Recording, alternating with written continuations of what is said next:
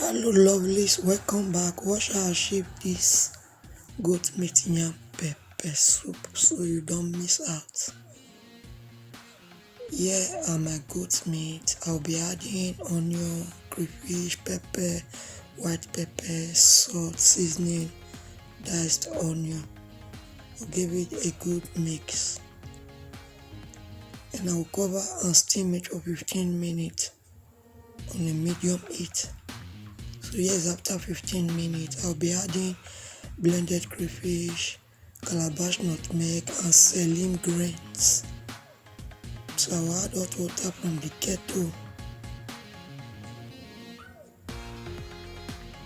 I'll stir together and I'll cover and cook it for another 40 minutes.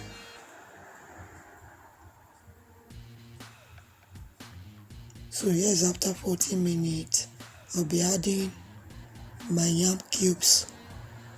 For those of you always returning to watch me, to leave me comments, to like my video, I really appreciate your love and support.